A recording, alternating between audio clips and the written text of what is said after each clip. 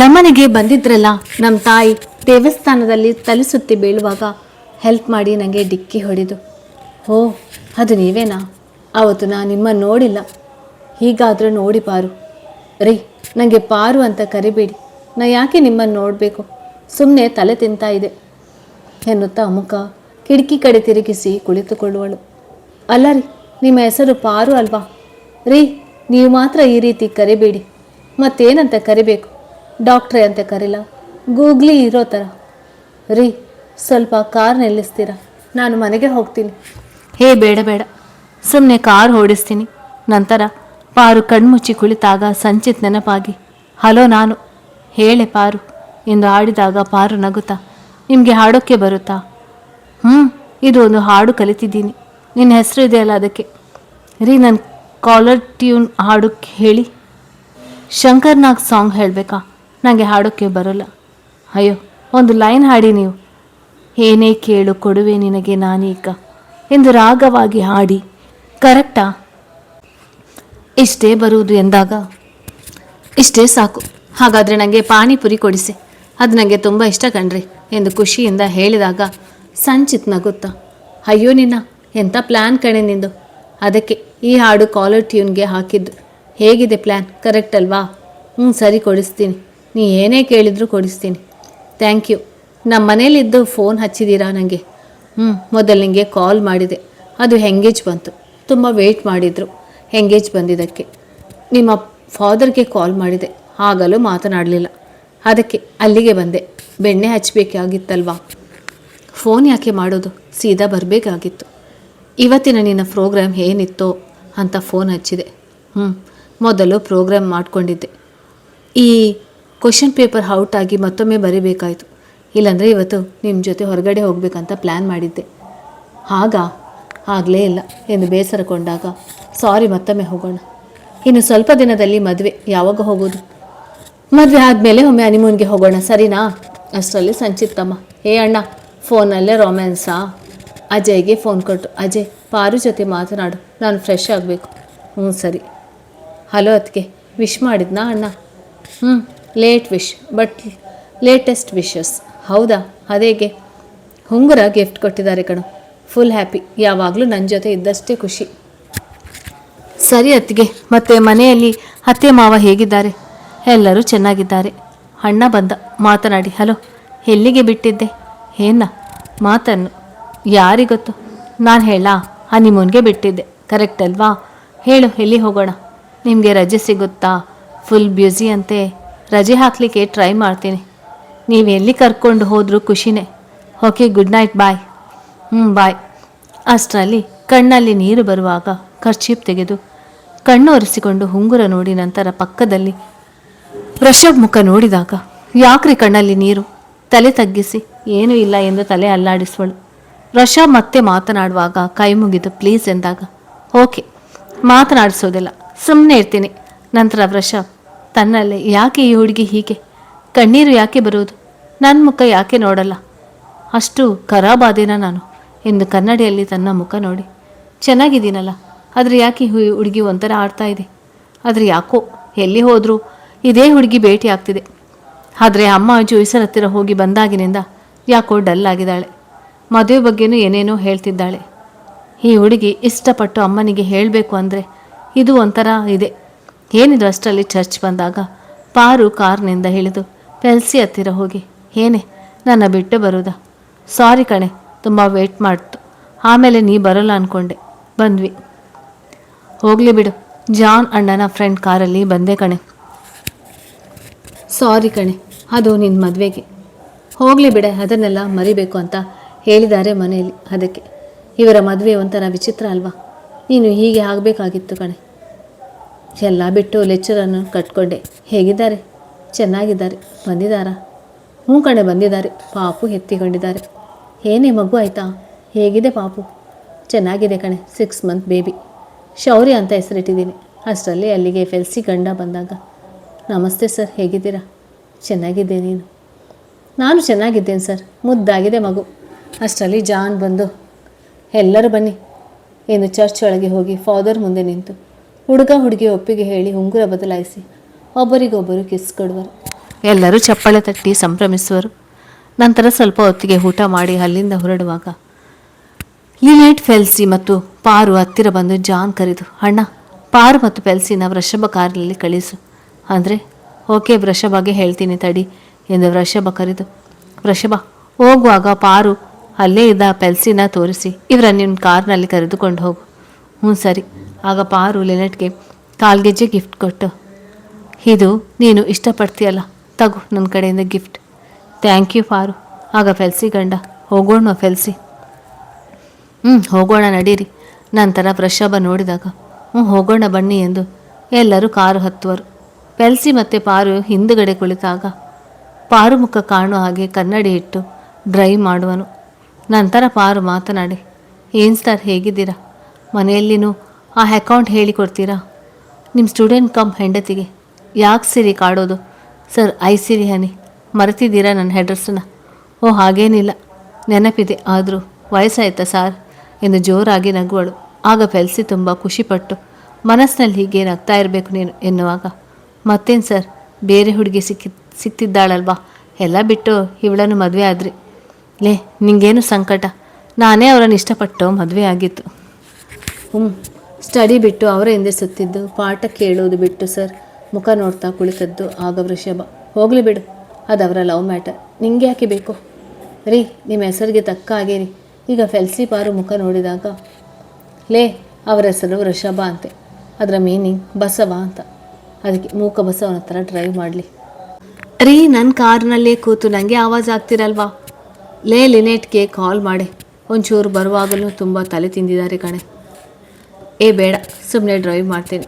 ನಂತರ ಮನಸ್ಸಿನಲ್ಲಿ ಆ ಹುಡುಗಿನ ಹೇಗೆ ಪಟಾಯಿಸೋದು, ಎಷ್ಟು ಗರಂ ಇದ್ದಾಳೆ, ನನ್ನ ಜೊತೆ ಹೀಗೆ ಮಾತನಾಡ್ತಾಳೆ, ಆದರೆ ಬೇರೆಯವ್ರ ಜೊತೆ ಚೆನ್ನಾಗಿ ಮಾತನಾಡ್ತಾಳೆ ಅಲ್ಲ ಅನ್ನುವಾಗ, ಸರ್, ನನ್ನ ಪೀಸ್ ವಾಪಸ್ ಕೊಡಲೇ ಇಲ್ಲ ನೀವು. ಯಾವ ಪೀಸ್ ಐಸಿರಿ ಸರ್, ಮರೆತಿದ್ದೀರಾ? Last year final account chapter ಹೇಳೇ ಇಲ್ಲ, ಫೀಸ್ ಮಾತ್ರ ಫುಲ್ ಇಸ್ಕೊಂಡಿದ್ದೀರಿ ನೀವು. ಇದು ಮೋಸ ಅಲ್ವಾ?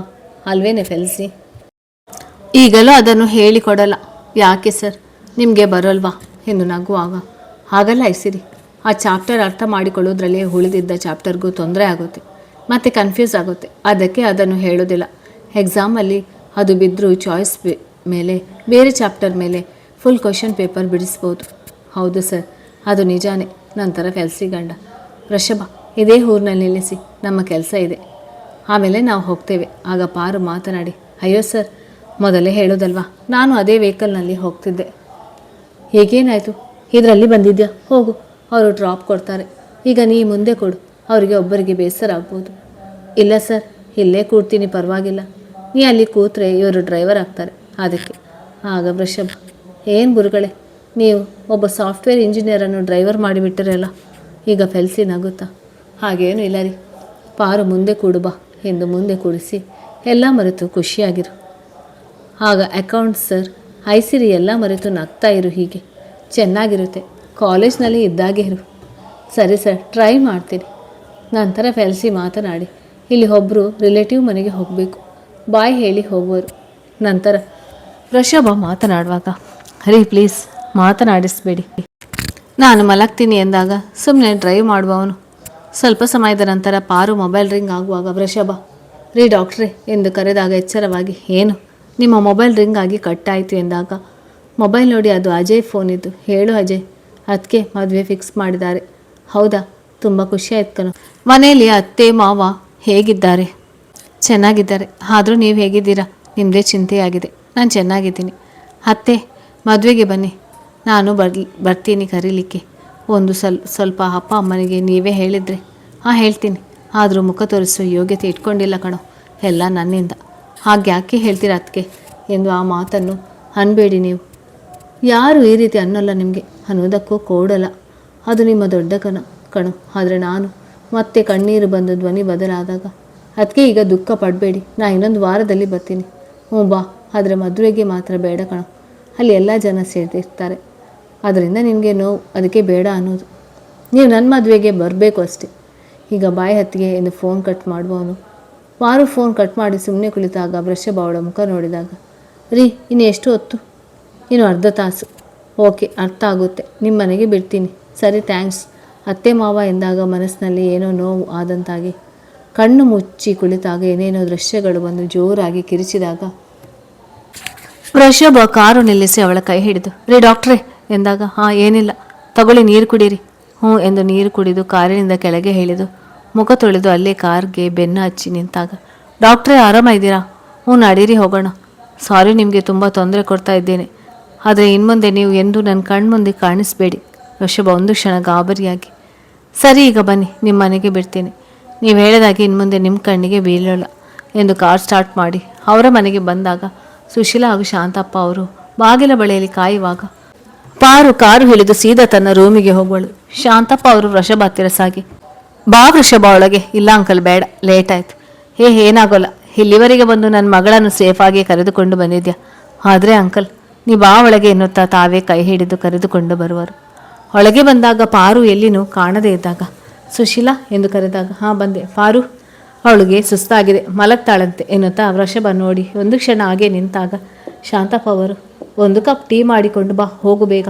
ಆಗ ವೃಷಭ, ಆಂಟಿ ನನ್ನ ಹೆಸರು ವೃಷಭ ಅಂತ, ಸಾಫ್ಟ್ವೇರ್ ಇಂಜಿನಿಯರ್ ಇದ್ದೀನಿ, ಲಿನೇಟ್ ಬ್ರದರ್ ಫ್ರೆಂಡ್. ನಿಮ್ಮ ಮಗಳು ನನ್ನ ಜೊತೆಗೆ ಬಂದಿದ್ದರು, ಆದರೆ ಏನೋ ಒಮ್ಮೆ ಕಿರುಚಿ ತುಂಬ ಗಾಬರಿ ಆದರು. ಏನಾದರೂ ಪ್ರಾಬ್ಲಮ್ಮಾ? ಆಗ ಶಾಂತಪ್ಪ ಅವರು, ಏನೂ ಹಾಗೇನೂ ಇಲ್ಲಪ್ಪ, ಹೇಗಿದ್ದಳು ಅಲ್ಲಿ, ಎಲ್ಲರ ಜೊತೆಗೆ ನಗ್ತಾ ಇದ್ಲು, ಆದರೆ ನನ್ನ ನೋಡಿದರೆ ಮಾತ್ರ ತುಂಬ ರಾಂಗ್ ಆಗಿದ್ರು. ತಪ್ಪು ತಿಳಿಬೇಡಿ ಆಂಟಿ, ಅವ್ರು ನಡ್ಕೊಂಡಿದ್ದು ರೀತಿ ಆಗಿತ್ತು, ಅದಕ್ಕೆ ಏನಾದರೂ ನೋವಿನ ಘಟನೆ ಸಂಭವಿಸಿದೆಯಾ? ಆಗ ಪಾರು ರೂಮಿನಿಂದ ಹೊರಗಡೆ ಬಂದು, ನೀನು ಮುಖನೇ ಕಣೋ ನೋವು ಕೊಡ್ತಾ ಇರೋದು, ಮರಿಬೇಕನ್ನುವುದನ್ನು ಮತ್ತೆ ಕಣ್ಮುಂದೆ ಯಾಕೆ ಬರ್ತಾ ಇದೆಯಾ? ಇದ್ದು ಸತ್ತಂತೆ ಆಗಿದೆ ಜೀವನ. ನಾ ಆಗಲೇ ಹೇಳಿಲ್ವಾ ಮತ್ತೊಮ್ಮೆ ನನ್ನ ಕಣ್ಮುಂದೆ ಕಾಣಿಸ್ಕೋಬೇಡ ಅಂತ.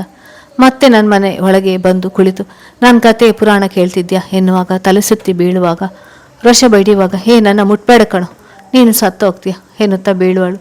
ಆಗ ಸುಶೀಲ ಶಾಂತಪ್ಪ ಗಾಬರಿಯಾಗಿ ಹತ್ತಿರ ಬಂದು ಅವಳನ್ನು ಹಿಡಿದು ತೊಡೆ ಮೇಲೆ ಮಲಗಿಸಿಕೊಂಡು, ರೀ ನೀರು ಕೊಡಿ ಸ್ವಲ್ಪ ಬೇಗ.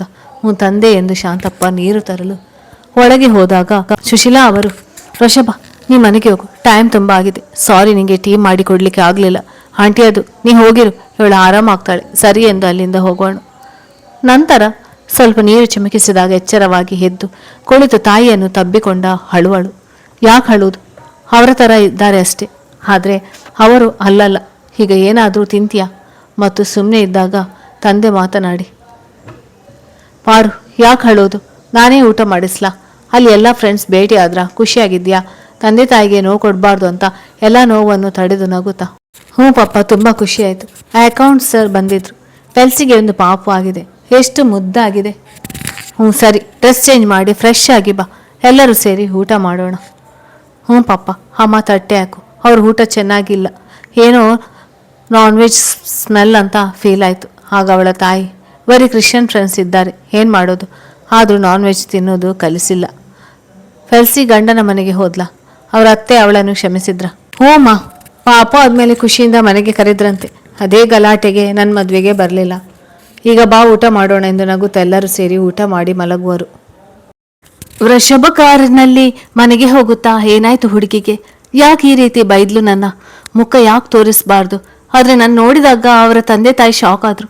ಲಿನೇಟ್ ಸಹ ಒಂಥರ ನೋಡಿದ್ಲು, ಏನಿದ್ರ ಗುಟ್ಟು, ಎಲ್ಲರ ಜೊತೆ ಚೆನ್ನಾಗಿ ಮಾತನಾಡಿ ನಾನು ಮಾತನಾಡುವಾಗ ಮಾತ್ರ ಹಾಗೆ ಆಡ್ತಾಳೆ, ಅಂದರೆ ಬಹುಶಃ ತಲೆ ಸರಿ ಇಲ್ವಾ? ಮತ್ತು ಫೋನ್ನಲ್ಲಿ ಯಾರ್ದೋ ಜೊತೆ ಯೋಗ್ಯತೆ ಇಲ್ಲ ಅಂದ್ಲು. ಮದುವೆ ಬಗ್ಗೆ ಮಾತನಾಡ್ತಿದ್ಲು. ಅತ್ತೆ ಮಾವ ಅಂದಾಗಿತ್ತು. ಅಂದರೆ ಎಂಥ ಅತ್ತೆ ಮಾವ, ಮದುವೆ ಆಗಿದೆಯಾ? ಹಾಗಿದ್ರೆ ಕೊರಳಲ್ಲಿ ತಾಳಿ ಇರಬೇಕಾಗಿತ್ತಲ್ವ? ಈಗ ಯೋಚಿಸ್ತಾ ಮನೆಗೆ ಬಂದು ಸೀದಾ ರೂಮಿಗೆ ಹೋದಾಗ ಗೀತಾ ಹಿಂದೆ ಸಾಗಿ ಅಣ್ಣ ಅನ್ನುವಾಗ ವೃಷಭ ಇನ್ನೂ ಯೋಚನೆಯಲ್ಲಿ ಇರುವಾಗ ಅವನ ಭುಜ ಹಿಡಿದು ಅಣ್ಣ ಅಂದಾಗ, ಗೀತಾ ನನ್ನ ಮುಖದಲ್ಲಿ ಏನಾದರೂ ಆಗಿದೆಯಾ ಅಥವಾ ಚೆನ್ನಾಗಿಲ್ವಾ? ಆಗ ಅವಳು ನಗುತ್ತಾ, ಯಾಕೋ ಸೂಪರ್ ಆಗಿ ಫೋಟೋದಲ್ಲಿರುವ ಶಿವ ಇದ್ದಾಗ ಇದೆಯಾ, ಒಳ್ಳೆ ಹೈಟ್ ಫಿಟ್ ಆಗಿದೆಯಾ, ಬಾಡಿ ಆದರೆ ಪಕ್ಕದಲ್ಲಿ ಪಾರ್ವತಿ ಮಿಸ್ಸಿಂಗ್ ಅಷ್ಟೇ, ಆದರೂ ಬುದ್ಧಿ ಸ್ವಲ್ಪ ಮಂಕು, ಏನಿನ್ನ ಎಂದು ಹೊಡೆಯುವಾಗ, ಲೇ ಊಟಕ್ಕೆ ಬಾರು ಬೇಗ ಎಂದು ಓಡುವಳು. ನನಗೆ ಊಟ ಬೇಡ, ಮಲ್ಕೊಳ್ತೀನಿ, ಗುಡ್ ನೈಟ್ ಎಂದು ರೂಮಿಗೆ ಹೋಗಿ ಕದ ಹಾಕುವಾಗ ಪಾರ್ವತಿ ಅಂದ ಮಾತಿಗೆ ಪಕ್ಕದಲ್ಲೇ ಇದ್ದರೆ ಒಳ್ಳೆ ಜೋಡಿ ಎಂದು ಸ್ಮೈಲ್ ಕೊಟ್ಟು ಡೋರ್ ಲಾಕ್ ಮಾಡುವನು.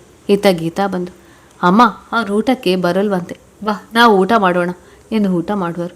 ಆದರೆ ಲಕ್ಷ್ಮಿಯವರಿಗೆ ಮನಸ್ಸಿನಲ್ಲಿ ಚಿಂತೆ ಇದ್ದು ಒಂದು ತುತ್ತು ಊಟ ಮಾಡಿ ರೂಮಿಗೆ ಬರುವರು. ವೃಷಭ ಮಲಗುವಾಗ ಪಾರು ನೆನಪಾಗಿ ನನ್ನ ಕಣ್ಣಿಗೆ ಕಾಣಿಸ್ಬೇಡ ಅಂತ ಹೇಳ್ತಾಳೆ. ಆದರೆ ನನ್ನ ಕಣ್ಣಲ್ಲೇ ನನ್ನ ಚಿತ್ರ ಬಿಡಿಸಿದಾಳೆ. ಕಣ್ಣು ಮುಚ್ಚಿದ್ರೂ ಅವಳೇ ಕಾಣುವ ಹಾಗೆ. ಏನು ಮಾಡೋದು? ಊರಿಗೇನು ಇವಳೊಬ್ಬಳೆ ಸುಂದರಿ ಅಲ್ವಲ್ಲ. ಮರ್ತು ಬಿಡ್ಲಾ? ಈಗ ಆರಾಮವಾಗಿ ಆಗಿರ್ಬೋದು. ಮರಿಬೇಕು ಅಂದರೆ ಅವಳು ಹೇಗಿದ್ರೆ ನನಗೇನಲ್ವಾ? ಆದರೂ ಏನೋ ನೋವು ಪಡ್ತಿದೆ, ಪಾಪ ಅಲ್ವಾ? ಏಕೆಂದರೆ ಕಾರಲ್ಲಿ ಅವರು ಎಲ್ಲ ಮರೆತು ಆರಾಮವಾಗಿರು ಅಂದ್ರಲ್ವಾ? ಹಾಗಾದ್ರೆ ಏನೋ ನೋವಿನ ಘಟನೆ ನಡೆದಿದೆ ಅಂದಾಗೆ ಆಯಿತು. ಏನಿರ್ಬೋದು ತಿಳ್ಕೋಬೇಕಲ್ವಾ? ಯಾರನ್ನು ಕೇಳೋದು? ಜಾನ್ನ ಕೇಳಿದರೆ? ಹೌದು, ಕರೆಕ್ಟ್. ಅವನು ಬೆಳಿಗ್ಗೆ ಏನೋ ಹೇಳಿದ, ಆದರೆ ಈಗ ಬೇಡ, ಸ್ವಲ್ಪ ದಿನ ಬಿಟ್ಟು ಕೇಳ್ತೀನಿ. ಇಲ್ಲಾಂದರೆ ಮತ್ತೆ ಇವನು ಕಾಡಿಸಲು ಶುರುಮಿಟ್ರೆ. ಈಗ ಮಲಗೋಣ ಎಂದು ಕಣ್ಣು ಮುಚ್ಚಿದಾಗ ಮತ್ತೆ ಪಾರು ಕಣ್ಣ ಮುಂದೆ ಬಂದು, ಹಬ್ಬ ಎಷ್ಟು ಕಾಡ್ತಿದೆ ಈ ಹುಡುಗಿ. ಲೇ, ಯಾಕೆ ಕಾಡ್ತೀಯ? ಮಲಗಕ್ಕೂ ಕೊಡ್ತಾ ಇಲ್ಲ. ಏನೇ ನಿನ್ನ ಪ್ರಾಬ್ಲಮ್? ಏನೇ ತೊಂದರೆ ಇದ್ದರೂ ನಾ ಮದುವೆ ಆಗ್ತೀನಿ ಕಣೆ, ನೀನು ಚೆನ್ನಾಗಿ ನೋಡ್ಕೊಳ್ತೀನಿ ಕಣೆ, ಮದುವೆ ಆಗಿಬಿಡೆ ಎನ್ನುತ್ತಾ ಕಷ್ಟಪಟ್ಟು ಕಣ್ಣು ಮುಚ್ಚಿ ದಿಂಬನ್ನು ತಬ್ಬಿಕೊಂಡು ಮಲಗುವನು. ಇತ್ತ ರೂಮಿಗೆ ಬಂದ ಲಕ್ಷ್ಮಿ ಅವರು ಮಲಗುವಾಗ ಪಾರು ಮುಖ ಕಣ್ಣಿಗೆ ಬಂದಾಗ, ರೀ, ಮೊನ್ನೆ ಒಂದು ಹುಡುಗಿ ಹೆಲ್ಪ್ ಮಾಡಿದೆ ಅಂತ ಹೇಳಿದ್ನಲ್ಲ, ಅದೇ ನಮ್ಮ ಸಚ್ಚಿಗೆ ಟ್ರೀಟ್ಮೆಂಟ್ ಕೊಟ್ಟವಳು. ಹಾಂ, ಅವಳೇ. ತುಂಬ ಮುದ್ದಾಗಿದ್ದಾಳೆ ಕಣ್ರಿ. ಅವಳನ್ನೇ ನಮ್ಮ ವೃಷಭಗೆ ತರಬೇಕು ಅಂತ. ಆದರೆ ಜೋಯಿಸರ ಮಾತು. ಯಾಕೆ, ಏನಾಯಿತು? ಅದು ಅವರು ನಿಮಗೆ ಎಷ್ಟು ಗಂಡು ಮಕ್ಕಳು ಅಂತ ಕೇಳಿದರು. ಆಗ ನಾನು ಒಬ್ಬನೇ ಅಂದೆ, ಯಾಕಮ್ಮ ಮರೆತೀಯ ಇನ್ನೊಬ್ಬ ಮಗನ ಅಂತ ಅಂದಾಗ ತುಂಬ ದುಃಖ ಆಯಿತು ಕಣ್ರಿ. ಯಾಕೆ ನೆನಪಿಲ್ವಾ ಇನ್ನೊಬ್ಬ ಮಗ? ಯಾಕೆ ಆಗಂತೀರಾ? ಪಕ್ಕದಲ್ಲಿ ಸೀತೆ ಇದ್ದಿದ್ದಕ್ಕೆ ಹಾಗೆ ಹೇಳಿದೆ. ನೆನಪಿದೆ. ಏನು ಮಾಡೋದು? ಎಲ್ಲಿ ಇದ್ದಾನೋ, ಏನು ಕತೆನೋ. ಆದರೆ ಜೋಯಿಸರ ಮಾತು ಏನು ಅಂದರು? ಮಕ್ಕಳಿಬ್ಬರು, ಆದರೆ ಸೊಸೆ ಒಬ್ಬಳೆ, ಇಬ್ಬರಿಗೂ ಒಬ್ಬಳೇ ಹೆಂಡತಿ. ಇದೆಂಥ ಮಾತು? ನಿಮ್ಮಷ್ಟೇ ಗಾಬರಿಯಾದೆ. ಮತ್ತೆ ಕೇಳಿದೆ, ಮೊದಲು ಇನ್ನೊಬ್ಬ ಮಗನ ಪತ್ತೆ ಹಚ್ಚಿ, ಆಮೇಲೆ ಹೇಳ್ತೀನಿ ಆ ಜಾತಕದ ಬಗ್ಗೆ ಅಂತ ಹೇಳಿದರು. ಆಮೇಲೆ ಸೀತೆ ಏನಾದರೂ ಕೇಳಿದ್ಲ? ಕೇಳಿದ್ಲು. ಎಲ್ಲ ಹೇಳಿದ್ದೀನಿ. ನಾವು ಆವಾಗ ಪ್ರಯತ್ನ ಪಟ್ಟೆವಲ್ಲ, ಎಷ್ಟು ಅಂತ ಕಣ್ಣೀರು ಹಾಕಿದ್ದೇವೆ. ಆದರೆ ಈಗ ಹೇಗೆ ಪತ್ತೆ ಹಚ್ಚೋದು? ಅದೇ ಗೊಜಲು ಆಗಿರೋದು. ಹೇಗೆ ಪತ್ತೆ ಹಚ್ಚೋದು, ಏನು ಮಾಡೋದು? ವೃಷಭಕ್ಕೆ ಗೊತ್ತಾ? ಇಲ್ಲ, ಮೊನ್ನೆ ಕೇಳಿದ. ಏನಮ್ಮ ಸೊಸೆ ಕರೆದುಕೊಂಡು ಬರೋದು ಎಲ್ಲಿಗೆ ಬಂತು? ನಿಮ್ಮ ಜೋಯಿಸರು ಏನು ಹೇಳಿದರು ಅಂತ. ಅವನು ಇಂಥದನ್ನು ನಂಬೋಲ್ಲ.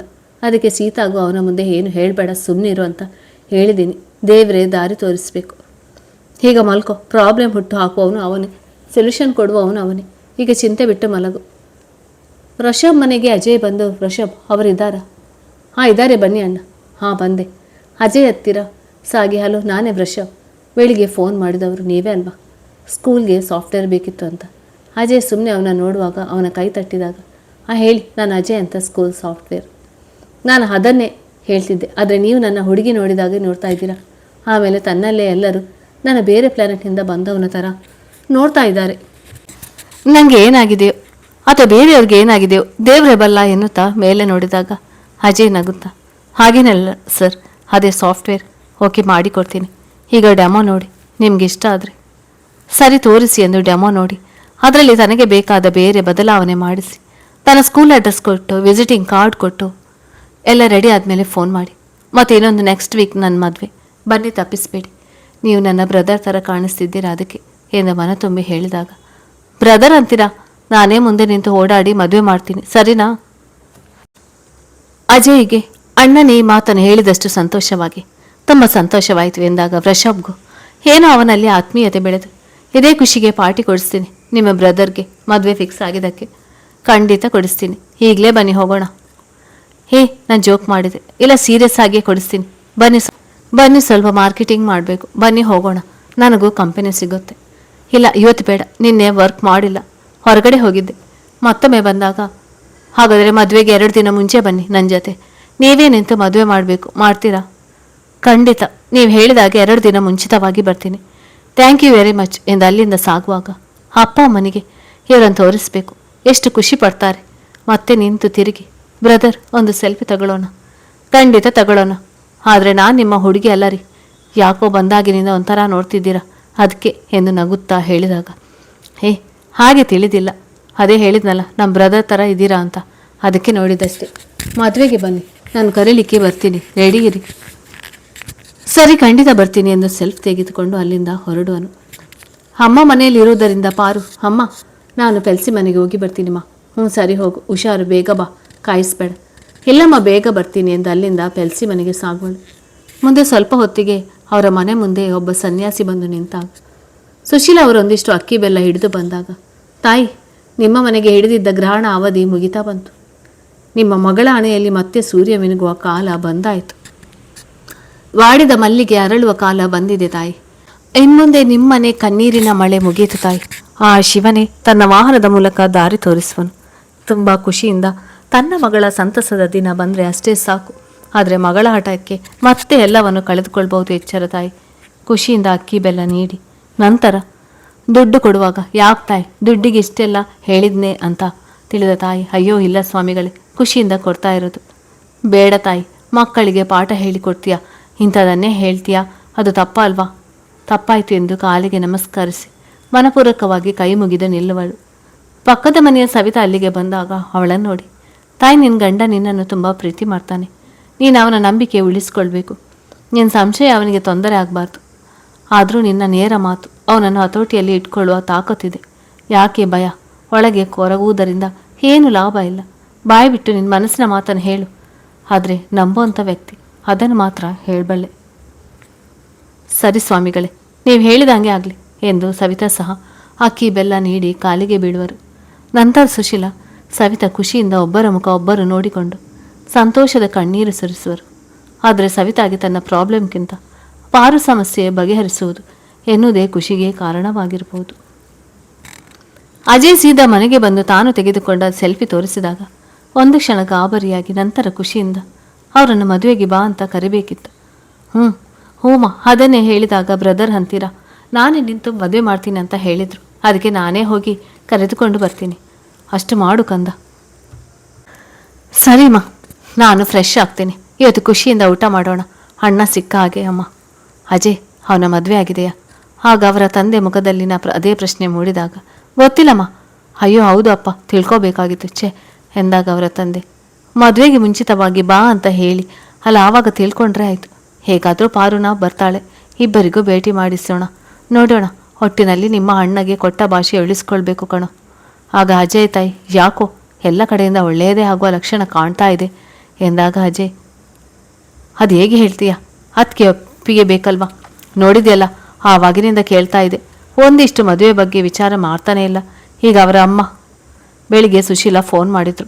ಯಾರೋ ಸ್ವಾಮೀಜಿ ಬಂದು, ಇನ್ನು ಮುಂದೆ ನಿನ್ನ ಮಗಳಿಗೆ ಒಳ್ಳೆ ಕಾಲ, ಮದುವೆ ಆಗುತ್ತೆ, ಮತ್ತೆ ಕುಂಕುಮ ಭಾಗ್ಯ ಸಿಗುತ್ತೆ ಅಂತ ಹೇಳಿದ್ರಂತೆ. ಅದು ಶೀಘ್ರದಲ್ಲಿ ಅಂತ ಹೇಳಿದ್ರಂತೆ. ಆದರೆ ನಿಮ್ಮ ಅತ್ತಿಗೆ ಹಠದಿಂದ ಸ್ವಲ್ಪ ತೊಂದರೆ ಆಗ್ಬೋದು ಅಂತ ಹೇಳಿದರು. ಅದು ನಿಜನೇ ಬಿಡು, ನಾವು ಆವಾಗಿನಿಂದ ಹೇಳ್ತಾ ಬಂದಿದ್ದೇವೆ. ಅಣ್ಣನೇ ನಿಮಗೆ ಮದುವೆ ಮಾಡಿಕೊಂಡು ಸುಖವಾಗಿರುವುದನ್ನು ನಾನು ಬಯಸ್ತೀನಿ ಅಂತ ಹೇಳಿದ್ರು. ಇವರು ಕೇಳ್ತಿಲ್ಲ. ಆದರೆ ಈ ಬ್ರದರ್ ಮಾತ್ರ ಸೇಮ್ ಅಣ್ಣ ಇದ್ದಾಗಿದ್ದಾರೆ. ಅದಕ್ಕೆ ನೋಡಿದರೆ ಫುಲ್ ಶಾಕ್. ಅಣ್ಣನೇ ಸಿಕ್ಕಷ್ಟು ಖುಷಿ ಪಡ್ತಾರೆ. ಹೊಟ್ಟಿನಲ್ಲಿ ಎಲ್ಲ ಒಳ್ಳೆದಾದರೆ ಅಷ್ಟು ಸಾಕು. ಆಗ ಅವರ ತಂದೆ, ಆ ಹುಡುಗನ ಹೆಸರು ವೃಷಭ್ ಅಂತ, ನಮ್ಮ ಸ್ಕೂಲ್ ಸಾಫ್ಟ್ವೇರ್ ಬೇಕಿತ್ತು ಅಂತ ಹೇಳಿದ್ನಲ್ಲ. ಇವರ ಅಡ್ರೆಸ್ ಕೊಟ್ಟಾಗ ಅಲ್ಲಿ ಹೋಗಿ ನೋಡಿದಾಗ ಒಂದು ಕ್ಷಣ ಗಾಬರಿಯಾಗಿ ನೋಡ್ತಾ ನಿಂತೆ. ಆಗ ಅವರೇ, ನಾನು ನಿಮ್ಮ ಹುಡುಗಿ ಅಲ್ಲ ರೀ, ಈ ಥರ ನೋಡಬೇಡಿ ಅಂತ ಹೇಳಿದರು. ತುಂಬ ಒಳ್ಳೆ ಹುಡುಗ, ಸಿರಿವಂತರು. ಸರಿ, ಮೊದಲು ಫ್ರೆಶ್ ಆಗಿ ಬಾ, ಊಟ ಮಾಡೋಣ. ಮಗ ಸಿಕ್ಕಷ್ಟೇ ಖುಷಿ ಎಂದು ಅಜಯ್ ಫ್ರೆಶ್ ಆಗಿ ಬಂದೆಲ್ಲರೂ ಖುಷಿಯಿಂದ ಊಟ ಮಾಡಿದರು. ರಾತ್ರಿ ಊಟ ಮಾಡುವಾಗ ಪಾರು, ಏನಮ್ಮ ಯಾಕೋ ತುಂಬ ಖುಷಿಯಾಗಿದ್ಯಾ? ನನಗೆ ತಮ್ಮ ಬರ್ತಾನಾ ಎಂದು ನಗುತ್ತಾ ಕೇಳಿದಾಗ, ಅಯ್ಯೋ ತರಲೆ, ಏನಿಲ್ಲ ಕಣೆ, ಏನೋ ಖುಷಿಯಾಗಿರ್ಬೇಕಂತ ಅನಿಸಿದೆ.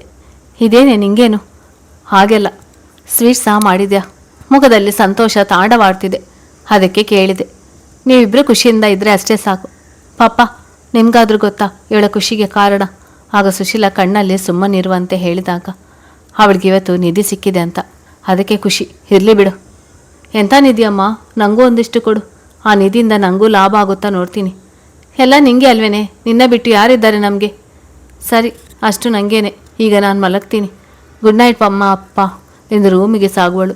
ಅವಳು ಹೋದ ನಂತರ ಸುಶೀಲ ಅವರ ಗಂಡನಿಗೆ, ರೀ ಇವತ್ತಂತೂ ತುಂಬ ಸಂತೋಷ ಕಣ್ರಿ, ಸಂಚಿತ್ಗೆ ಕೊಟ್ಟ ಮಾತು ಉಳಿಸ್ಕೊಂಡಾಗೆ ಆಗುತ್ತೆ ಎನ್ನುತ್ತಾ ಇವರು ಊಟ ಮಾಡುವರು. ಕಥೆ ಮುಂದುವರಿಯುತ್ತದೆ.